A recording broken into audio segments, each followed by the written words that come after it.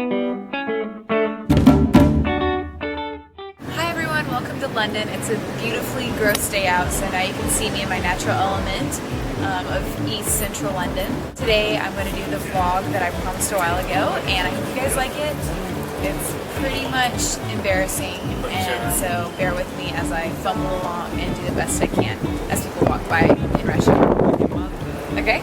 Alright, the first question I get asked, and I get asked all the time, is what kind of camera do I use? And the answer to that is I use my iPhone for a lot of things. It's really hard to take a bad picture in Europe. It's not that much talent that I'm putting into it, it's just luck. But lately some of you guys have been asking me about how my picture's looking a little bit better, and the truth is, yeah, I have upgraded. I'm using a Nikon J1. And my friends from America are calling it the Ashton Kutcher camera, so I don't see that commercial, I don't know what they're talking about, but I assume that's the line if you know it. It's really great. It's like a giant DSLR, but in a compact size, so it's perfect for traveling. I really recommend it, and I have it in white. It's really cute.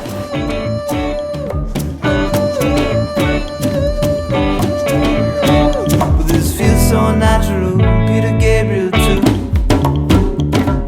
Okay, how do I afford financially and calorically all that I do? Because I travel a lot and I eat a lot.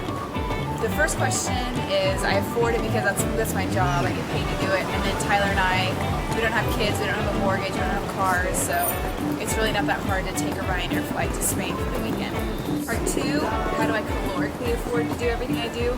Well, I also walk like 6 hours a day when I'm working. I'm taking people all around cities. A lot of times I don't have time to eat, so when I sit down and I see a giant plate of cake, I take advantage and I eat it, and I don't feel bad about it. What do I do for my job? I direct study abroad programs for American students in the UK and France. That's why I'm always going to Scotland and London and all over the countryside. I'm taking people on day trips, and then I also did the Paris program in the spring.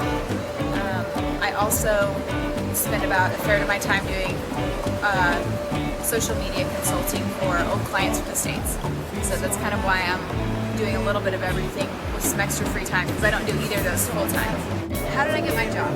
I have no idea. I wish there was like some book I could write, because I think I would make $1 billion on the bestsellers list if I could tell people how to move to Europe and get paid to travel.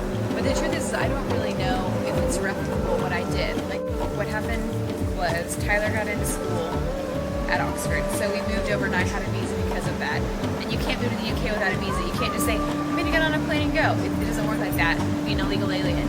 So, and you couldn't get a job if you're illegal. So I moved over, I emailed the dean of my undergraduate. As luck would have it, the current director resigned right before I had emailed. So they were desperate for someone. Luckily, here I was. And so I started working with them, and I love it. It's just been a really great situation for us all. So I don't know how to tell anyone to replicate it, but I would say you need to get a visa that allows you to work in the UK, otherwise you're not going to be able to do much. So do that through university, I think that's probably the easiest way, or do sponsored visa through like a transfer to your company. I don't know. It's not an easy answer, or more people would do it, I guess, right? Right. It's rush hour. Okay, another question I got asked is if I could live one place for the rest of my life, where would it be? Why? A place that I've been. It's really hard to say. I love London right now, so can I say that? And then maybe a house in Tuscany and getting to go home a lot? I don't know. Dream world, but let's say London for the near future. When will there be a little aspiring Kennedy? I have no idea.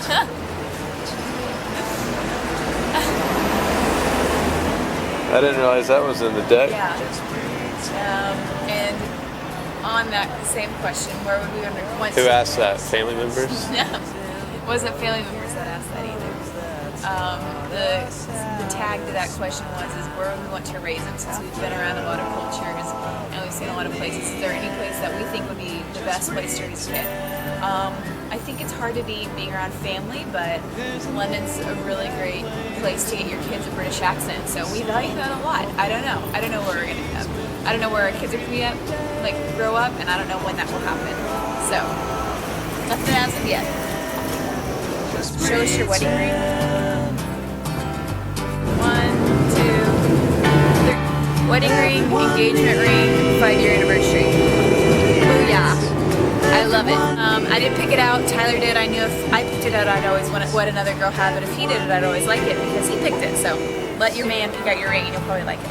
How many languages do I speak? I speak English. I speak different.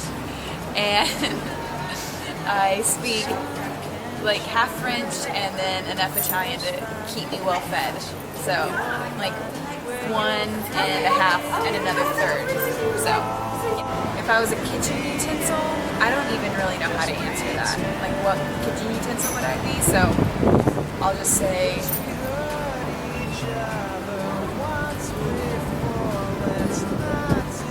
where should I go on my next trip? I can't tell you one place because I don't know what stage of life you're in, and it would probably depend if you have kids or if you're single or if you're married or whatever. So I'm going to shout out some of the places I really like. Lucca, Italy, London, England, Oxford, England, the Cotswolds, Edinburgh, St. Andrews. Why are you laughing? Those are all UK. No, I said Italy. You said one Italy and then everything else is. Okay, fine.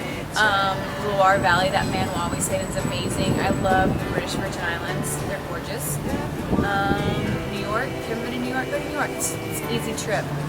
And Cinque Terre. Okay, so those are some good different options. Thanks for listening to my vlog. Thanks for reading my posts every day. It means a lot to me. I hope that you guys get inspired to travel, to fall in love, to take care of other people. I don't know. Those are things that are important to me. So I hope that through my vlog, I can encourage you guys to do something with your life that feels a little uncomfortable, but would probably be really rewarding. So, okay. That's all. That's all I've got. Go away. I hate this. It's awkward, isn't it? I don't like it. That's why I don't blog, so I never have to video blog. I think you're good. Okay. Thanks for listening to my blog.